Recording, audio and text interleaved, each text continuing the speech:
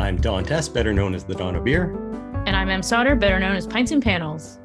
Welcome to the fourth episode of the All About Beer podcast. Every 2 weeks, we talk with leading experts and take a deep dive into one topic in beer. Visit allaboutbeer.com and follow us on social media at allaboutbeer. And visit patreon.com/allaboutbeer to support this show and others. This week on the show, we're going to talk about taprooms. We're going to talk to Chris Lohring of Notch Brewing and Kinsey Bernhard of Austin Beer Works. So I am a huge fan of going to brewery taprooms.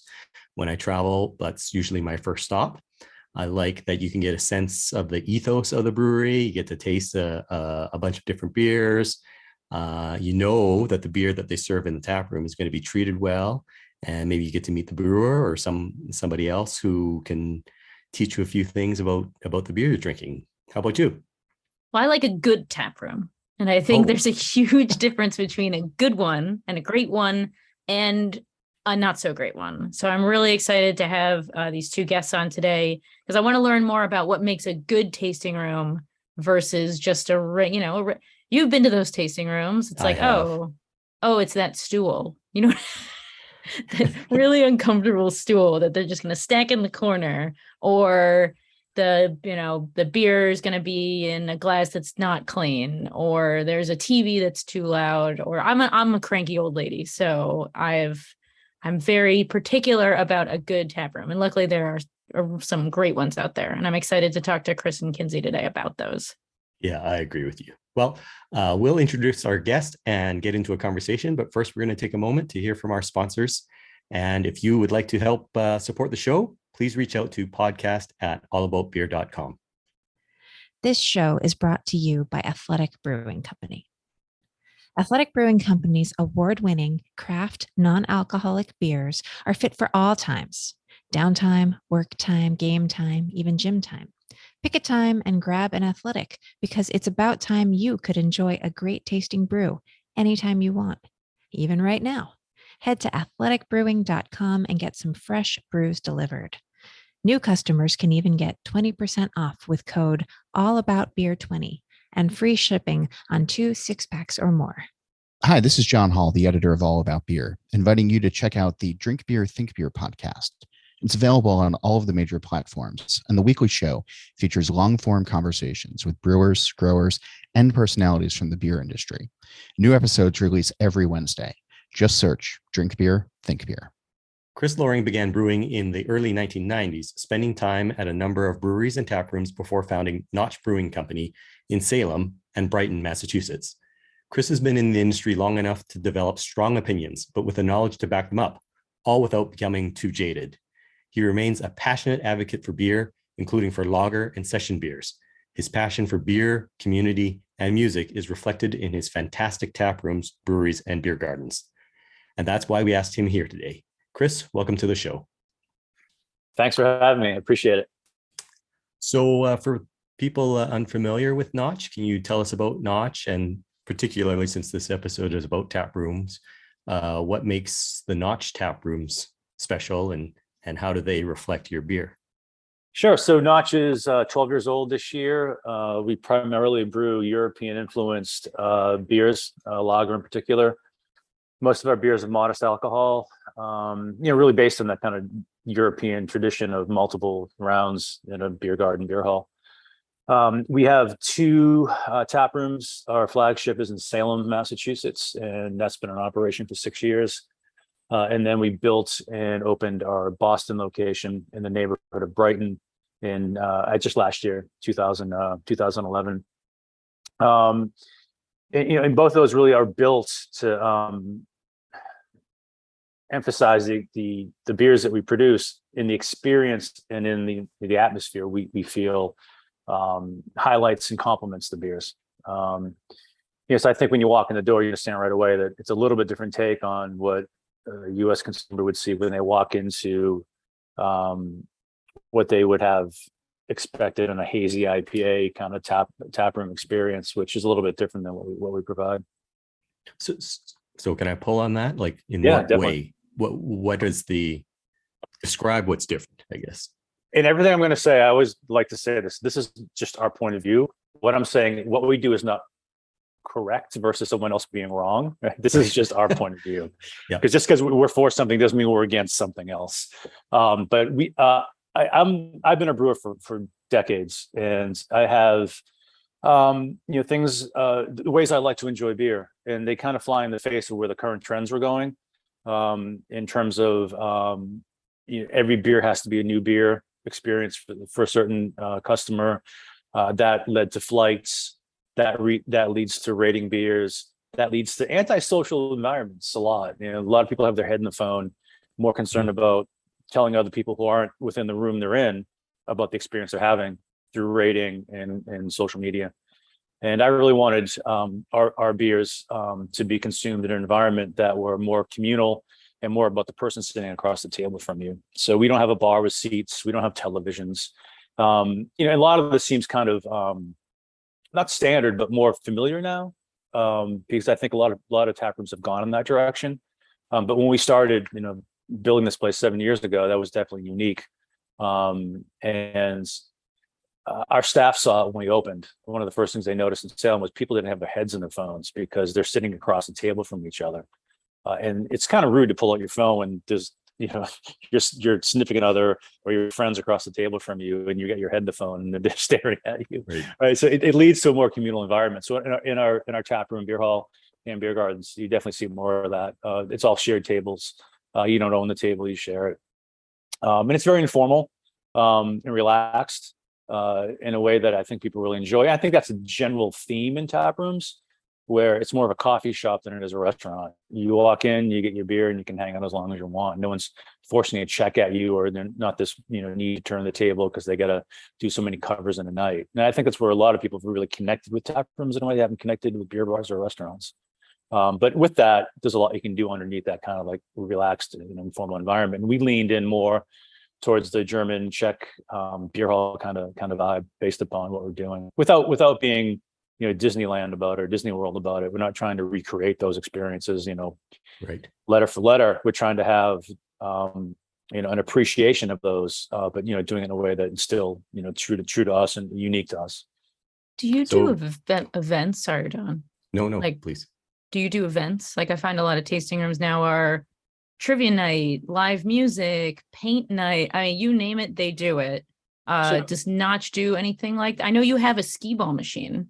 Yeah, we have a skee ball machine. So we shied away from events a lot. Post COVID, we're coming out of that. You're a little bit more. You need to be a little more program driven. So we try to do programming that's unique to us. Typically, if we see another local tap room doing something, we won't do that. Not because we think it's not appropriate. We just don't want to be we don't want to be cookie cutter and like, oh, they're doing it. We'll do that as well. We want to be differentiated.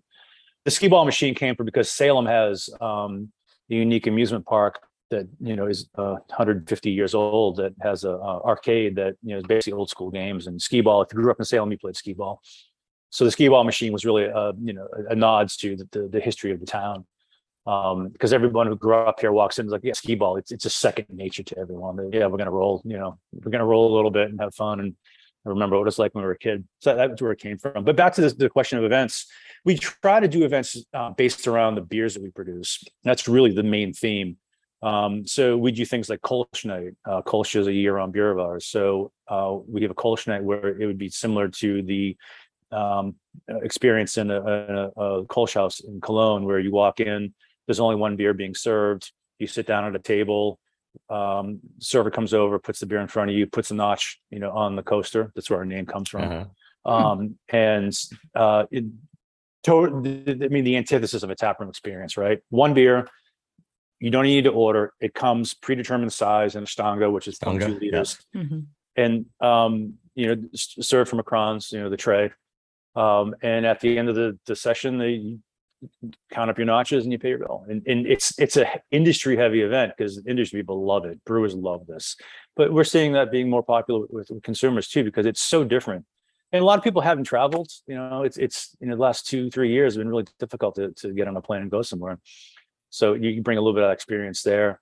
And again, we're not trying to be Disney World with this. It's an appreciation of that. And so we do things that they're not by the letter, but they're definitely pretty close. to have that fun. And so we've done Czech nights where it's just Czech beer only. We do an Oktoberfest, obviously, because we do a lot of German beer. And we do, again, with Salem, it's a deep Polish community that my family came from. And so we do Polish beers, and we do a Polish festival each year with Polish food. My sister does a whole menu. It's more community based. And again, a little bit different than everything else, going on. It's a lot more work. It'd be easy for us to have a trivia night, but we tried to do one trivia night where it was all Salem history and Salem trivia, and it didn't play. People didn't like it, so we canceled it. So. Interesting. What about food choices? So food, we do what we call European, basically beer hall bites or snacks, and you wouldn't come in here for a full meal, although you could have one, but it's more based on things you would find, as you're in a beer hall in Germany. We do everything from Czech cheese plate to German pretzel, German brats. We do Belgian waffle, things like that. Just more like things that would you want to consume while you're eating food, but not really the main focus. Really coming in here for the meal, like like you would in the beer secondary. The beer's primary, and the food choices are secondary, but still high quality and thought out, and not. We try not to replicate. We try not to replicate everyone else around us. We try to be unique. I've been to both. Yeah, I've been to both your locations, and they give me a real European vibe, like you say. It's very family friendly. It's very dog friendly, or at least the one in Salem. I remember there were a lot of dogs on the patio. But then I've also been to the Brighton location, which is next to an on-ramp, essentially, which that doesn't detract from the overall space. It's very nice. It's very enclosed. How do you have a different vibe for each of them? Do you feel I've been to both and they feel very cohesive, but I didn't know if there was something that in the Brighton location you wanted to showcase versus your flagship in Salem. Well, both buildings are historic. So the Brighton location, that building's in the National Historic Register. It's been there for since the 1800s, and is it's won awards for historic adaptation and reuse. Oh, wow. And it's a pretty special place. I think on-ramp is a little harsh. There is a literal on-ramp nearby. I'm not you can't hear it. It's an entry point to Soldier Field Road, which abuts the Mystic, which abuts the Charles River. It's like it's not like we're a 95 or the Mass. I didn't mean to be offensive. I was just all right. I apologize. I hear what you're saying. I apologize for my on-ramp comment. No. The point, I'm glad you said that, because one of the unique things about that building is we're in the middle of the city, and you stand in our beer garden and you could be in Bavaria, because you wouldn't even know you're in the city, because it's basically the old horse stables for a horse track that was on the Charles River in the early 1900s. And so one of the things that was really appealing to us was this historical nature of this facility, but the reuse would be really cool. Our brewery and our tap room are in old horse stables. Fascinating, right? And the beer garden is surrounded by stables, and all those stables are now food stalls and retail shops that feed onto the beer garden itself. So it's that was the reason why we wanted to do that. I got asked every week to do something in Seaport, which is the new development area in Boston, and that couldn't have been more boring to me, to be in a new high-rise where you're the anchor tenant in a brand new building that it just doesn't have any character. To me, I didn't think was in tune with how we wanted to be presented, and that's why we chose the Brighton location, because it was so unique.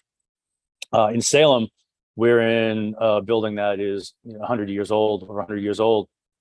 We won Historic Salem Award for adaptive reuse. In that, this was an old, basically showroom for REO motor car, which is the precursor to Olds. Also the model of the REO Speedwagon, which it was the truck.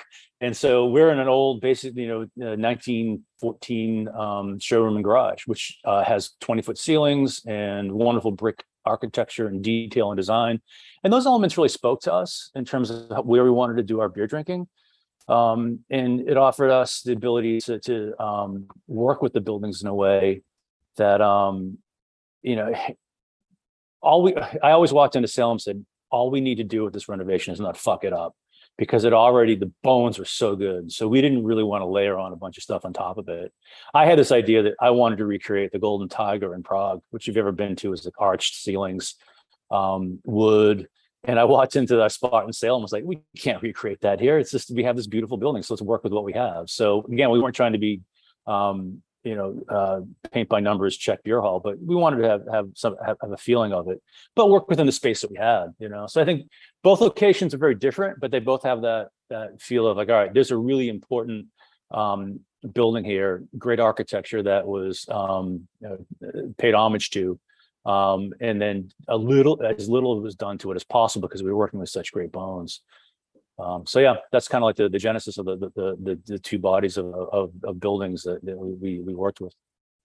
So I'm super impressed by how much, thought and effort you've put into everything.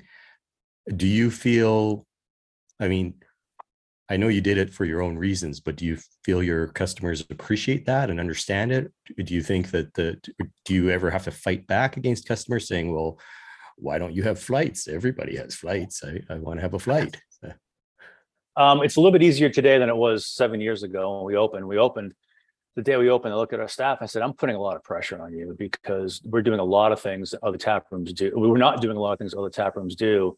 And the consumers gotten used to going to tap rooms and just having a generic experience, like flights, etc. Again, like there was an expectation of tap room customers that there would be a tap room experience. And it led to a kind of generic world after a while, right? How many, flights can you get in tulip glasses before you just get what you're drinking? So we don't do flights. We do pours and proper glassware. We love foam, even though that was, 7 years ago, people walked in like, what the F is with all the foam? And so it was for us, that was the educational opportunity to inform this new guest, this new customer, about what we were doing that was unique and different. And not only the way we brewed beer, in terms of our Czech beers being multiple decoctions, open fermented, lagered horizontally, all these things that were really important to us. We were serving them, in a manner that was as respectful to the beer as we could possibly, do. And we didn't want to use shaker glasses or put it in flights. We wanted to do it like the way it was done, in the homes of these beers. So we were the first brewery in the U.S. to have a Lucas faucet, and so talk about a world of hurt in terms of trying to educate a consumer that has never seen foam, never mind a faucet that's going into the beer, that you would never do on a US faucet, So, I mean, a lot of this was, because this, again, where I started, the styles of beer we were producing, we wanted to serve them in a manner that was, consistent and, differentiated, and, the way we love to do it. So, when someone walks in to answer your question in a really long-winded way, I apologize. No, I love this. No, it's good. Great. It's good. I'm loving it. You're in fact answering all of my questions before I ask them. So this is great. Great. So, it was really on our staff to be well-educated and informed.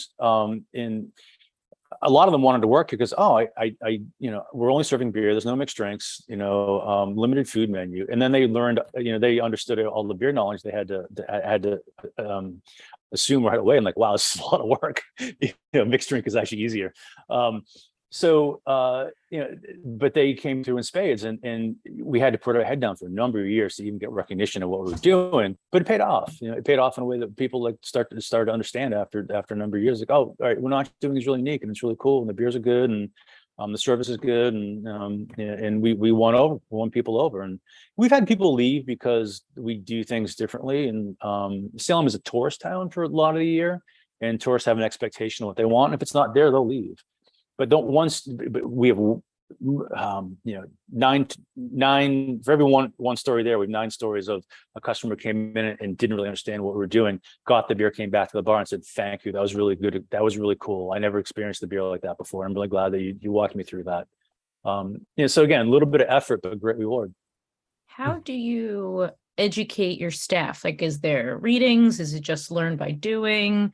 Is there, because I've been to both the locations, and the staff was, I'm not just saying this because you're here, the staff was excellent. And very thoughtful. So I don't know if there's like a are they Cicerone trained? Are they brewing with you? Is there hands-on stuff? Like, what makes a good tasting room beer tender to use it for? No, I server? appreciate that. One being a nice person. We can. This comes from Kevin, our GM, and his mantra is, we can train anyone, but you have to be a nice person to start. That is number one. And so that's attitude, right?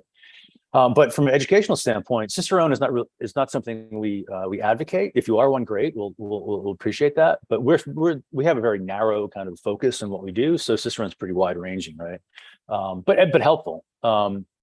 So we all new staff understands the different types of pours we do and the different types of equipment that we have, the reason why we're doing them, and then they practice a lot. We waste a lot of beer.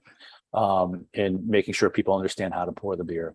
When Brighton opened, we had a week of pouring. I think we went through probably 6 to 7 kegs, in 2 days, just putting beer down the drain or giving it to friends who wanted to show up to make sure that they were able to pour beer properly. And the one thing that our staff does, they go to the breweries, which they love, and they come back and like, wow, they could use some training on that Lucre faucet.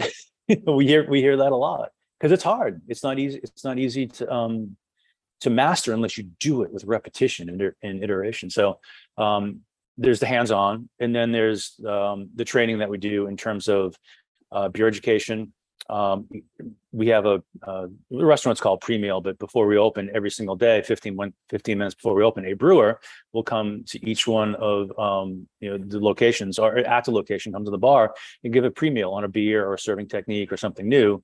We have something called our beer book, which has every single beer we ever produced and all the information and details on that. So if there is downtime, they can take a look at it. We have a beer glossary, which informs our beer menus and our website. So those are all consistent. So it's a lot of touch points. We do once a quarter, we do a staff pouring competition where the staff comes in, we do education for a couple hours. And at the end of it, then we do a competition who can pour the best beer, not only in appearance, but then also proper measure that you get your half liter on the number with a good presentation. So it's a lot of effort. And when it's human nature, when things get busy, that stuff can be pushed to the back. We try really hard that that stuff doesn't get pushed to the back. Even during times of COVID and staff shortages and labor shortages, it's always been top of our list. Do you find you have less staff turnover? It sounds like you put so much care into educating your staff and have a unique environment for the customer, which translates into a unique environment for the employee as well. Is that translated into other benefits? We have seen good. Our staff retention has been great. We still have staff today they've been here for 6 years, and some are part time, which is wonderful. They enjoy being here. So our staff retention is great. It's also sometimes we lose people quickly because it's just a lot. It's a lot to. Some people think they can just come in. Oh, I'm just going to pour beer, and it's not just pouring beer. It's a lot different. It's not. If you want to come in and have a social scene as a part-time job, it's really not the best place for you because we put a lot of pressure is the wrong word. We have high expectations for our staff to deliver, and we've gained somewhat of a reputation over the last few years in making really good lager, and so there's a high expectation when people come in that we want to provide them the service that is equal to the beer that we're making. So the server is as important as the brewer. They're both a critical link in making sure that there's a good connection to the customer. Great. Okay. Em, I feel like I'm dominating this. No, I'm trying. Okay. I'm trying to make sure that I know this is a side note, but I've got so many more questions because I work part-time in a tasting room, which we'll talk about later. And so I'm always really fascinated with talking about customer experience. Yeah. Because I feel like sometimes when I work in the tasting room, I have a script, and that's how I deal with, or not deal with, that's the wrong word. How do I approach customers? Chris, what do you think would be if customers could come in, what do you wish they knew when they come in? I know that's a weird question, but I always find there's so many different customers. There's customers that treat a tasting room like a bar, and then you have to cut them off. There's customers who expect one thing and get something else, which obviously you're the something else. There are experts that come in. I'm sure I've seen you talk about this, where the beer expert who comes in, who you pour Let me them. tell you everything you're doing Let wrong. me tell, yeah. I had a guy ask me a question, and then he goes, let you redeem yourself with my next question. And I was like, whoa. Wow. And that was about 3 weeks ago. So that was and I was like, okay, like, sure. And I knew the answer, and he was like, good for you. I was like, okay. How do you deal with the people who you give them foam, or you give them a beer and they go, what the hell is this? My staff is way better at it than I am, because I have such short fuse on that. I'm not, maybe I am. I might be stereotyping here a little bit, but based on our sample size of customers who hate foam, the British are top of the list. And not only are top of the list of hating foam, they are top of the list of knowing more than you do about Thank you, camera. Yeah.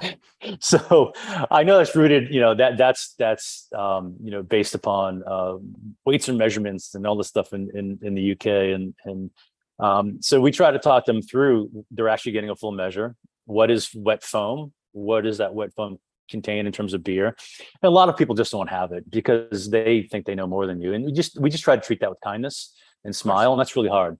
That's really, really hard. Just to bite your tongue, treat them with kindness, and they're going to think no matter what happens, they're going to still think they won. So why even get in an argument? Just, be pleasant about it and move on.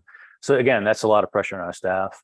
But for those who come in wanting like a cookie cutter experience, we hold to our point of view. I am a consumer who loves to walk into a place and sees a place with a strong point of view where I am challenged. I walk in like, whoa, okay, this is different. I'm gonna learn something here, and I open up and I really want to understand it, rather than going in saying, this place doesn't have what I'm used to. I'm really pissed off. How come you don't have this? No one walks into an Italian restaurant saying, how come you don't have Chinese food, right? I know it's like an extreme example, but no one walks into a seafood restaurant saying, where's your steak, right? But with beer, people walk in saying, how come you don't have a hazy, double IPA? Right? What do you have that's juicy? Well, we do this, and people shut down. It's really a unique. I think in the United States that there's a consumer that just expects a certain experience, and maybe because those experiences are so frequent, right? And maybe that's something we should think about, that there isn't enough diversity, and they're not seeing enough diversity. Why would they expect something different? So I don't know if I'm answering your question. We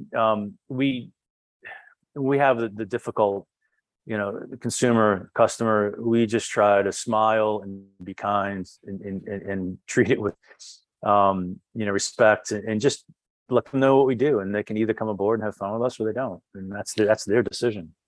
So I guess if I can just expand on that, like, not every customer is going to necessarily be confrontational about it. They might be open to the idea, but they still come in with a preconceived notion. So a customer comes up and says, oh, do you, and asks genuinely, do you offer flights?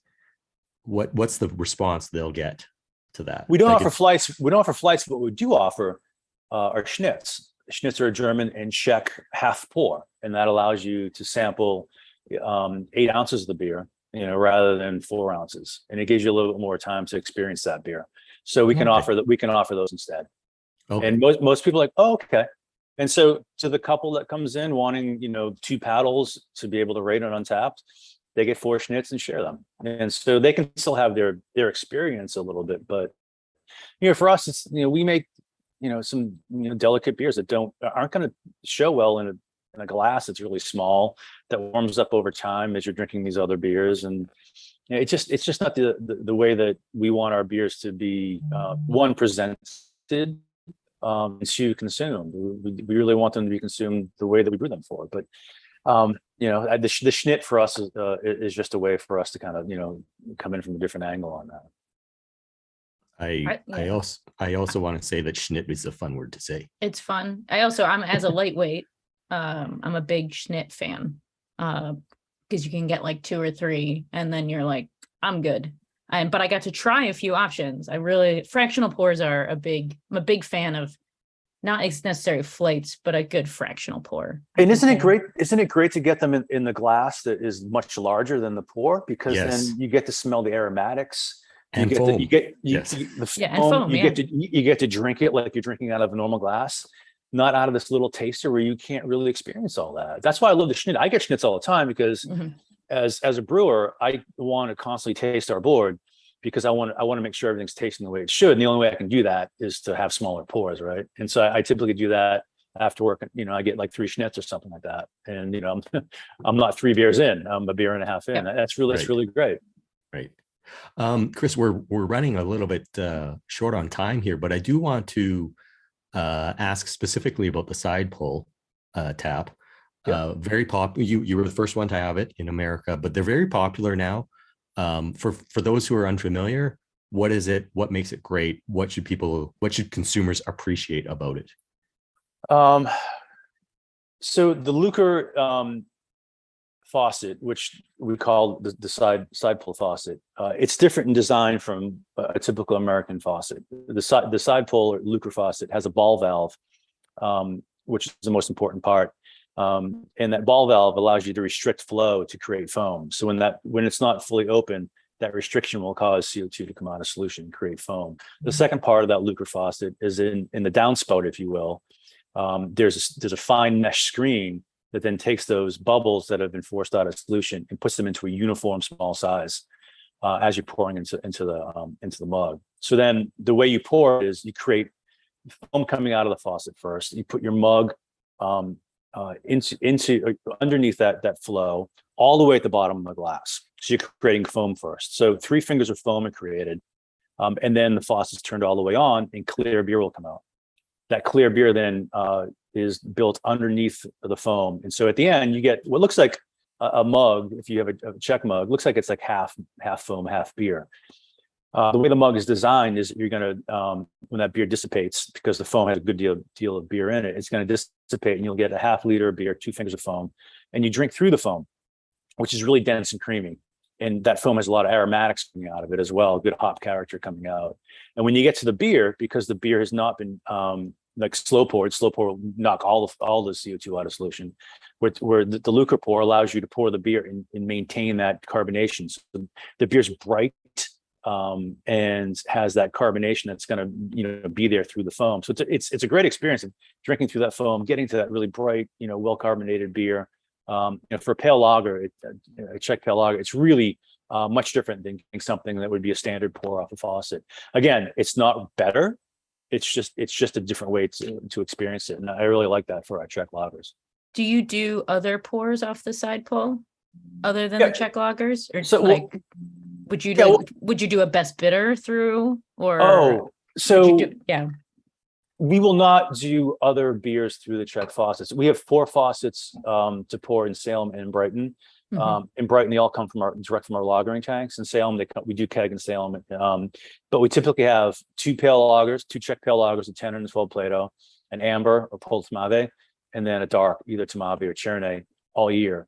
So they're always filled with our Czech beers. So we don't really have anything else on there. We have pulled other things through there. We've tried. We have a Scottish sweet we've tried through there because it creates a really dense, creamy, foamy head. That worked really well. So other beer styles can work, and it just depends on the beer and if it works. Like not everything's good on nitro, right? Sure. So it's kind of the same thing. Some would argue nothing is good on nitro, but anyways. Don. Wow. So some people might argue nothing's good off a Lucre faucet. Now, we have customers that come in who want the Czech lager and a Willy. We'll put any beer in any mug for you or any glass, right? We have a suggested way to do it, but some people really want they don't want all that foam. They want just a really bright, low foam head. We'll do that for them. That's fine. But we have a suggested way to do it. So. That's so. Your question was, do you do other pours? Like I thought you were going towards that. We do the milk pour or the Maliko pour, and then we also do a schnit off of that as well. But that's it. We don't really go too far into any other pours, off the Lucre faucet. Okay. Awesome.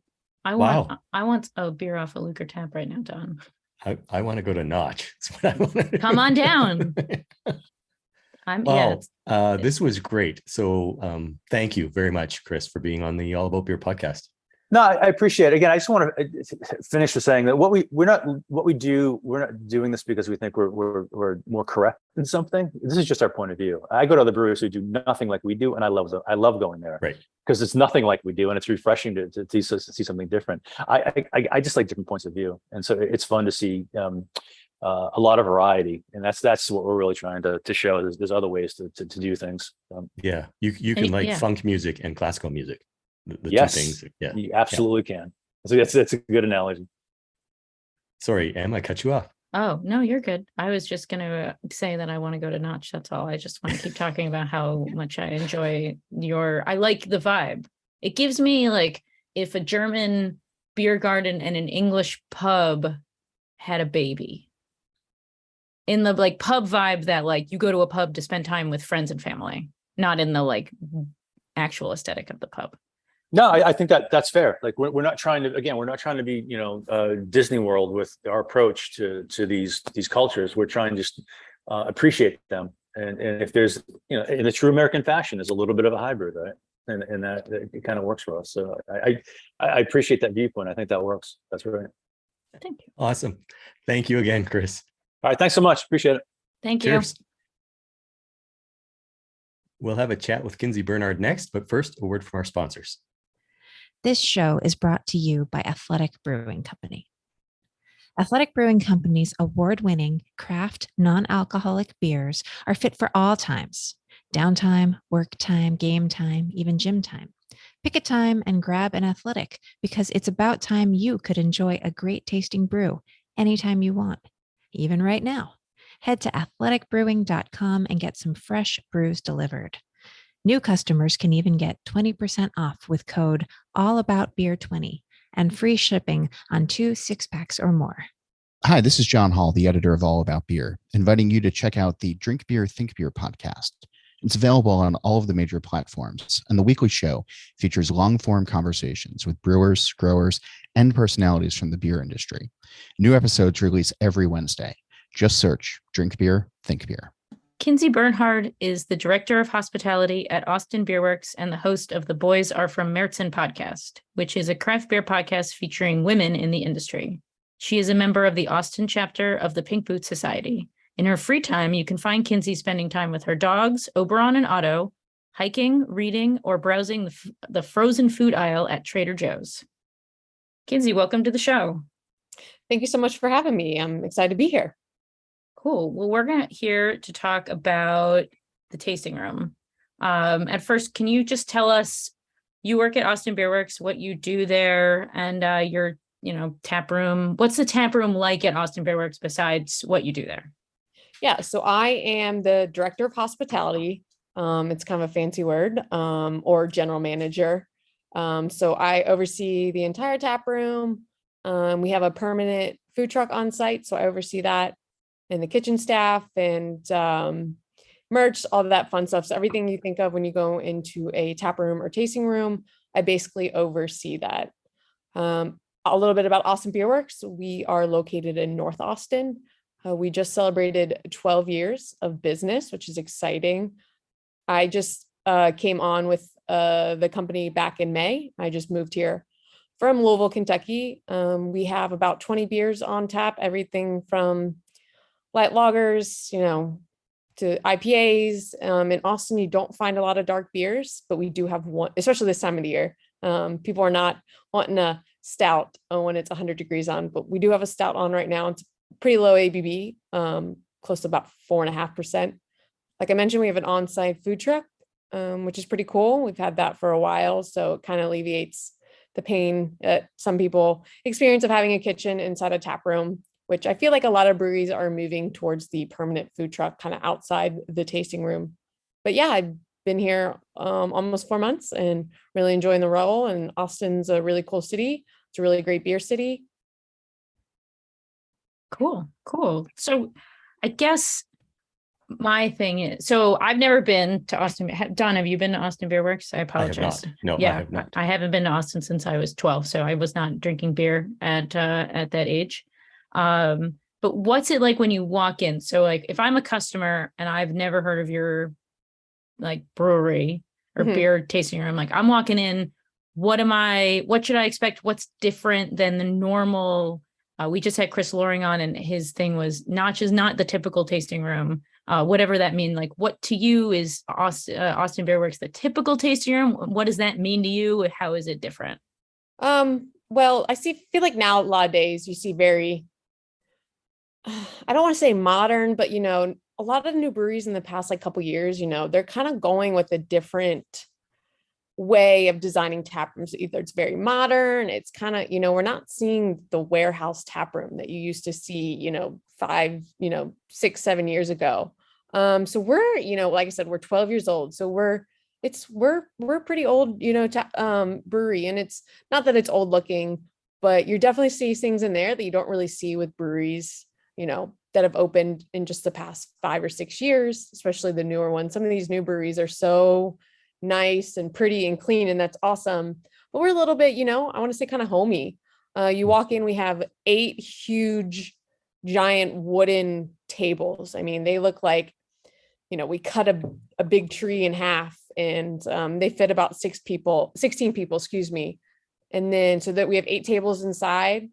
It's Austin, so we have a lot of outdoor seating area. Although in the month of July, not many people sat out there. It's just a little warm, yeah. Just a little toasty. Most, it's nice though, because we can use that outdoor seating area at least 10 to 11 months of the year. I haven't experienced Austin in February, but I think that's the one month that people are not wanting to be outside.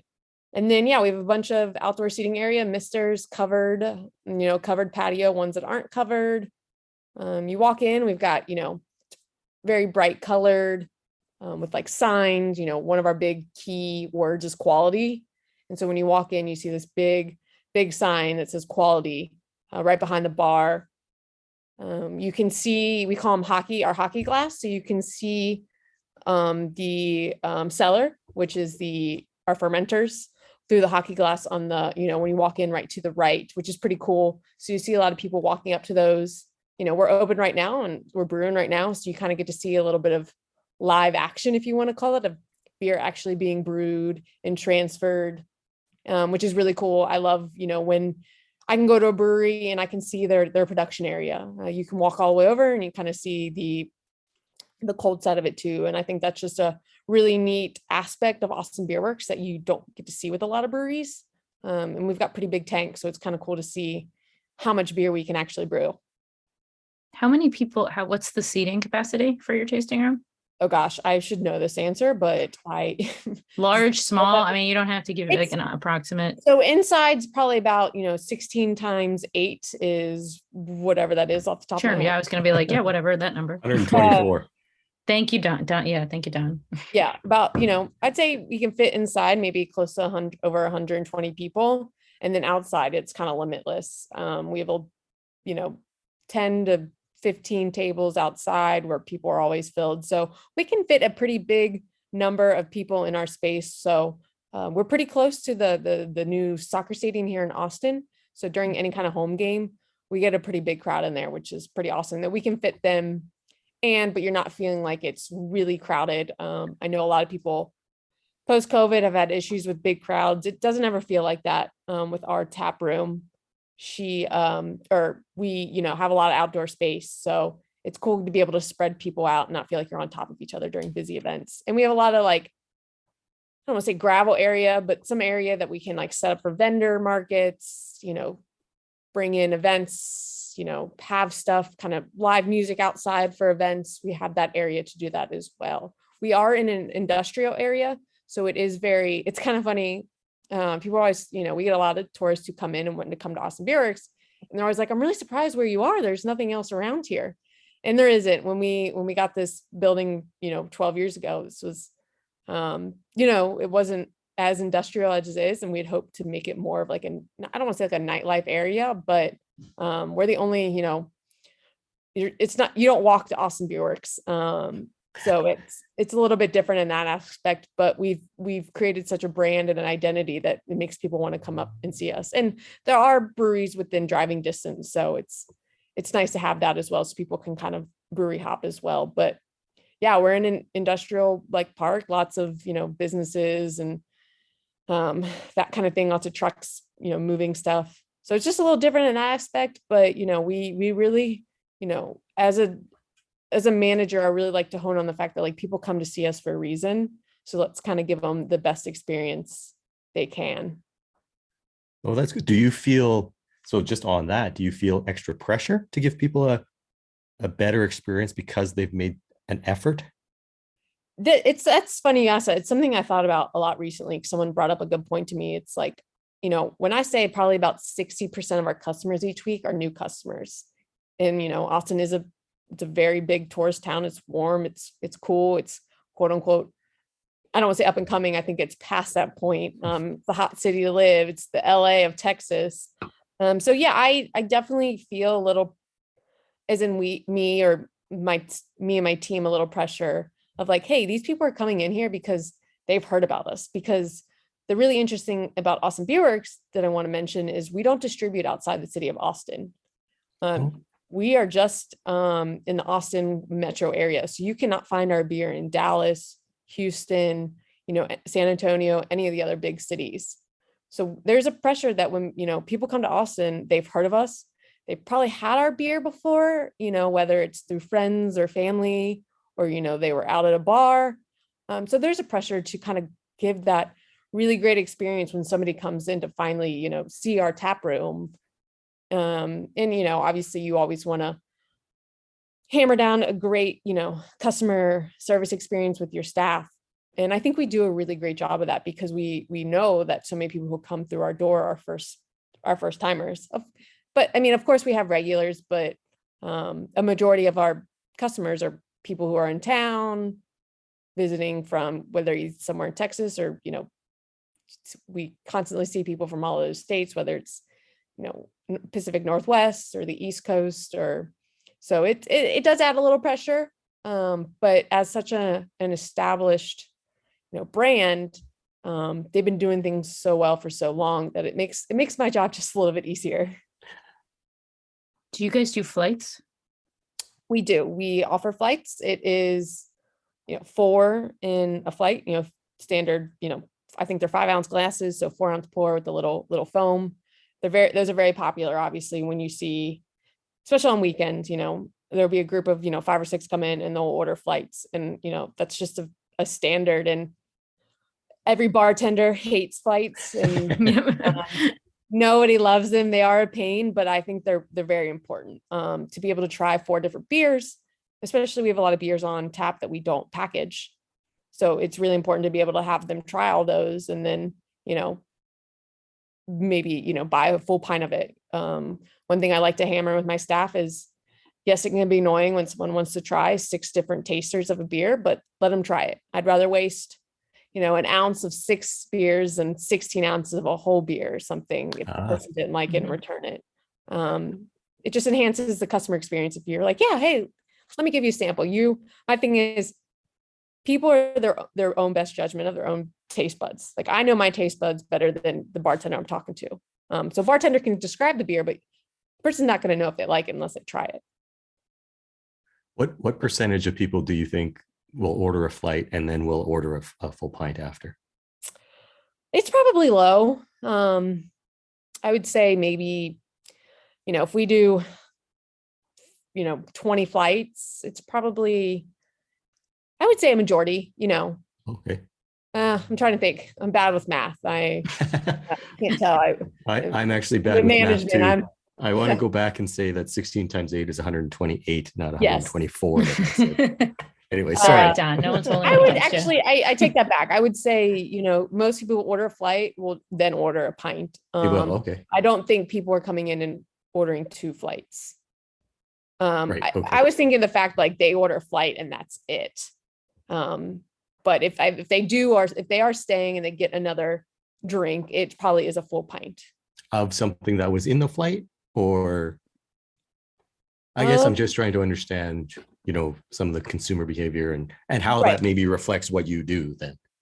Yeah, I would say it, it's it's in the flight, Yeah. Okay. they found one they really liked and they want to, you can obviously get a good feel for how a beer is in a taster or in a flight pour, but I think you can really get it when you get a full pour, and especially glassware is really important to us and pouring in the right glassware. So if it's an IPA, we have an IPA glass. So they're really getting that, whole experience of drinking an IPA in the right glass. And I think that can just really, take them from liking a beer to actually loving that beer. Right. What's the one thing you wish customers would do like better in the tasting room? Do they from treating it like a bar or talking down to staff or thinking they know more than the staff? Those are some things I experience because I work part-time in a tasting room. Right. But I don't know what your staff experience is, and wish what do you think if a customer came in, what do you think they wish they knew? To look around and read signs before asking a question. Oh my God, yes. I don't want to downplay. I mean, this is a question that I could spend hours on, but I won't. And I know I'm guilty of it too. We have signs that say where the bathroom are. We have signs that say we're merch. If you can't find something, you look around for it for a while. It's the same thing within a tap room. It's astonishing how many people ask questions that the answer would only take them 2 seconds if they looked around. And we have signs everywhere, and my staff is always asking, make another sign. And I'm like, we can make this sign flashing lights, whatever, and people won't read them. And I don't know if that's more of a reflection on just society in general. People don't read. People don't read. I don't read. I actually read real books, but I never read signs. And it's tough. I don't know why we as a people. Don, do you read signs? Are you a sign reader? I like to think that I do, but I can definitely think of occasions where I've asked oh, where's the washroom? And when it's pointed out to me, it's obvious, but it wasn't obvious for whatever reason. So I find this interesting. Yeah, we have. So when you order food at the bar, and we give them a coaster, and we tell them you pick up the food. We have a coaster and it buzzes when your food's ready. Right. On the coaster it says pick up the food at the food truck. We tell them, but those return, those new people still come back up and it's where did I pick up my food again? So it's just and I think it's more of a societal thing.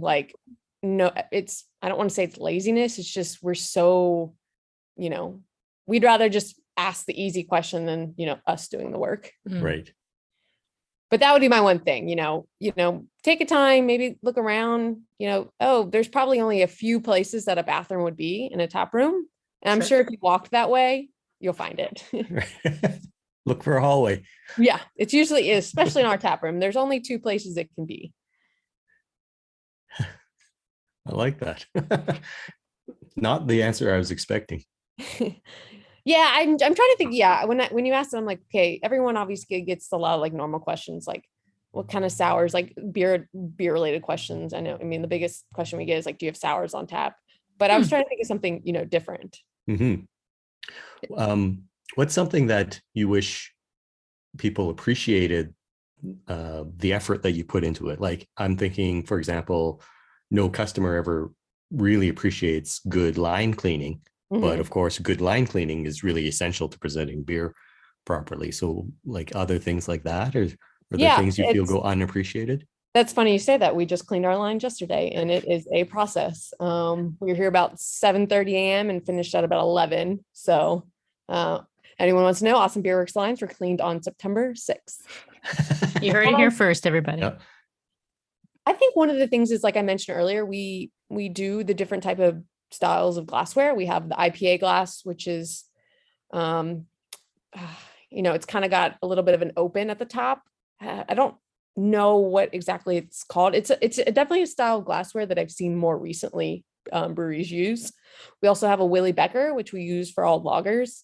And then we have a 12-ounce tulip that we use for higher ABV beers. So I think a lot of people question, hey, why is this beer in this glass? Or can I have this beer in this glass? And it's right. And then you kind of explain, it's we put IPAs in this glass because it really enhances when you go in and smell it. It's a wider, opening, it gets flavors. I think that's something that I wish people understood a little bit more. Normal beer drinkers don't know that there's a bunch of different glassware for different styles. And, we could even go a step further and, having, more specific lager glasses for our lagers, but that's something that I wish people knew more about.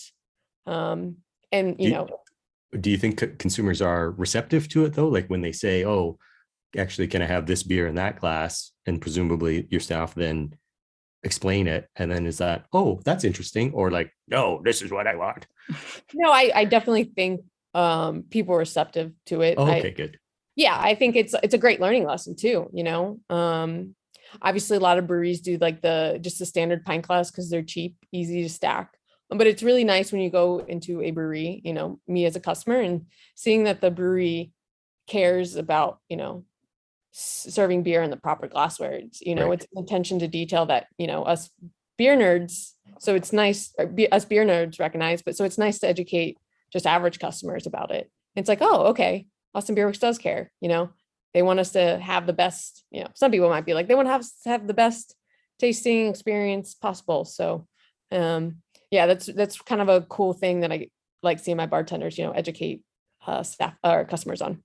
And are you educating your staff as well? Is there like brew days, or are they doing hands-on, like cleaning the lines with you, Cicerone, BJCP, anything like that? Or just learning as you go? Because that's a great way to learn as well. The nice thing about this staff here is, they're all been here for a while. We have, somebody's only been here about 6 months, but everyone's been here at least a year. So their knowledge is pretty substantial, or pretty large for me coming in. There's always things, we're training them on. Yesterday when we cleaned lines, one of the bartenders was like, hey, I'd love to learn how to do that. So she came in and learned. And I'm very lucky to have a staff that is always wanting to learn, different and new things. And, that's not always the case. Cicerone is huge. I've worked at places where they've required it. I've worked at places where it's recommended. I've worked at places where they just don't care. And I think it just kind of depends on why. I think every bartender should be Cicerone certified just for their own. I've been in places where they've required it and there's been pushback from bartenders. They don't want to study. They don't really care enough. Which is interesting to me because, I got mine right away, but then again, I'm working full time in this industry, whereas some part-timers are like, I really don't care to get this done. So it is interesting. You just kind of got to get a feel for your staff and like who really wants to learn and who's really interested, and who's not. But a lot of my staff, like they said, they're always, hey, Kinsey, can you show me this? Or, hey, can you explain this? And, when new beers come out, I get in touch with our brewer, and then I, go over the beer, tasting notes, ABV obviously is important. IBU, what kind of ingredients we added to it, what kind of, hops and the malt, just because customers ask that too. Right. There's some very beer nerdy customers that come in and like, hey, what hops are in this beer? So it's really important just to educate your staff on that, and the different styles of ingredients and hops and ways hops can be added. If staff does want to take Cicerone or whatever, does Austin Beer Works finance that or subsidize that? Or I believe so. Yeah. Like I said, I'm still pretty new to the role, and I'm pretty sure most of the staff is all full-time staff is Cicerone. Okay. But the answer to that is yes, because there's every state has like a license that you need to have to serve beer, and in our case food as well, and they all have that as well. And Austin Beer Works does reimburse, and I think that should be the case for any brewery. If one of your staff is wanting to do it and it's not something you require, I believe that they should be reimbursed, because that's just more training and knowledge for your bartender to help the brewery itself overall. Right. Cool. Yeah. Anything else, Don? Well, I wanted to ask specifically because when I looked at the Austin Beer Works website, I saw that you have your code of conduct right on it. And I know, probably lots of breweries have a code of conduct, but yours was right there prominently on the website. And so Which is awesome. I wanted to thank you for that. But then B, I wanted to, I guess, explore how, like, is that part of the staff training too?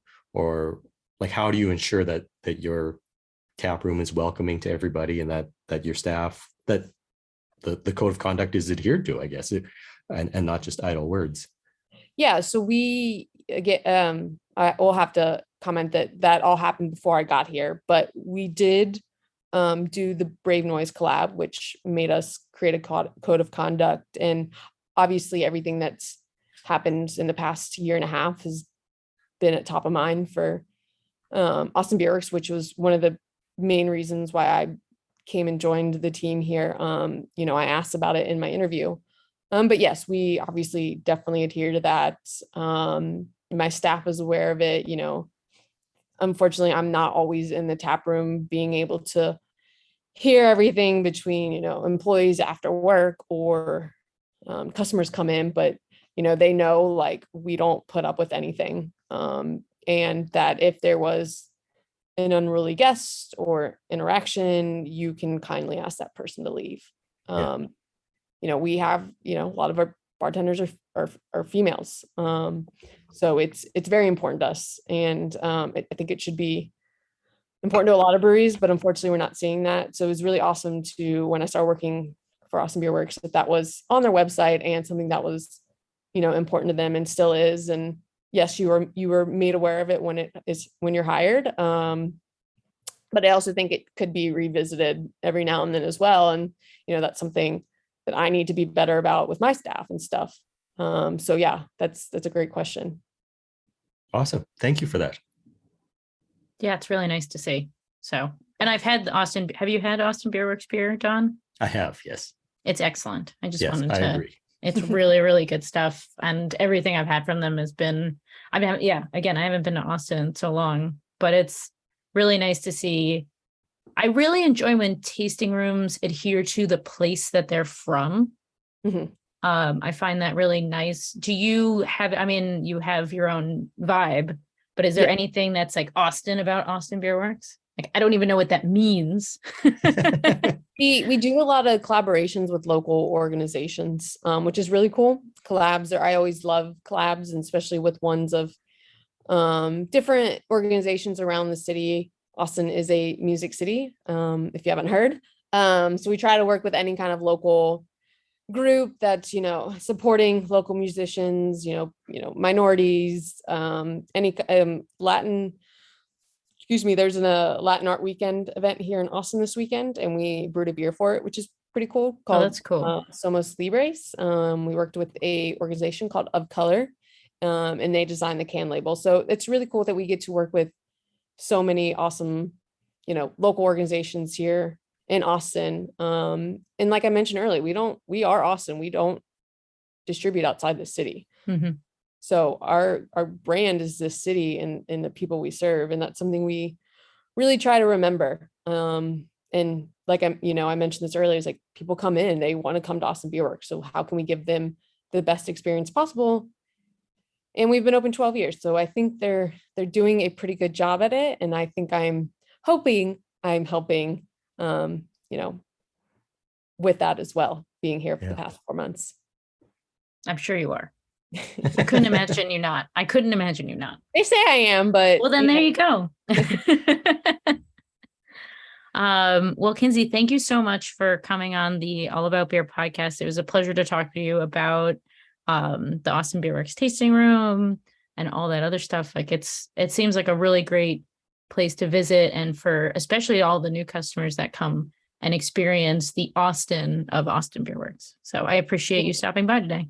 Yeah, if you ever, any of your listeners come in, mention my name, or, the one cool thing that I haven't really, what am I trying to say? At 5 o'clock at the end of the day, like at least 5 or 6 of our staff members are in the tasting room, and they are very more than welcome to sit and talk with you, whether it's an owner, a brewer, packaging, we like to hang out in the tap room with each other, and that's something very cool to see. Yeah. And customers can come and talk to us, or when the others would be sitting there at the bar and somebody else sit next to them and they just, strike up a conversation. And I think that that's really cool. And I think people really appreciate and value that. For Yeah, sure. that's awesome. Thank you, Kinsey. You're welcome. Yeah. Thank you very much. Well, I just want to say that I think we had two really great guests today. Yes, that was awesome. And I It loved, Yeah. I love that their tap rooms are different. They have a different So ethos different. about them. Yeah. So different, but they both sound so great. And that's the cool thing about beer, is that it encompasses so many different factions, and everyone's opinion about their vibe or their tasting room is their call. It's a great expression of beer. Yeah. And I think it's almost, obviously everybody who listens to this podcast is a beer lover. And I think you can think about tap rooms now as not just a physical place to drink beer, but the same way you can appreciate an IPA differently than you can appreciate a Pilsner, and appreciate them both. I think I need to look at tap rooms that I visit kind of with the same idea, that they're different and enjoyable in different ways. That's a great point. Absolutely. Well, visit allaboutbeer.com and follow us on social media at allaboutbeer. Also, if you're feeling generous or like the show and want to hear more of us, why not throw us a few bucks at our Patreon, patreon.com/allaboutbeer, to support this show and others. If you have questions for the experts, email podcast@allaboutbeer.com. That's the email for feedback, suggestions, or to inquire about advertising on this show. Speaking of advertising, here's a short word from our sponsors. This show is brought to you by Athletic Brewing Company. Athletic Brewing Company's award-winning craft non-alcoholic beers are fit for all times: downtime, work time, game time, even gym time. Pick a time and grab an Athletic, because it's about time you could enjoy a great tasting brew anytime you want, even right now. Head to athleticbrewing.com and get some fresh brews delivered.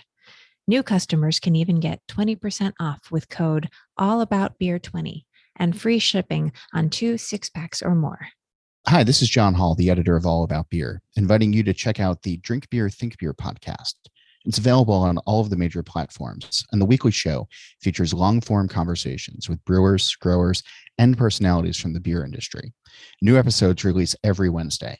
Just search Drink Beer, Think Beer. So visit me, Em Sauter, at pintsandpanels.com or social media at Pints and Panels. And I'm Don Tse. You can email me at don@thedonofbeer.com, and on all social media, I'm at the Don of Beer. This show is produced by All About Beer. Visit allaboutbeer.com for articles, notes on this show and others, and to connect via the newsletter and social media. Cheers. Cheers.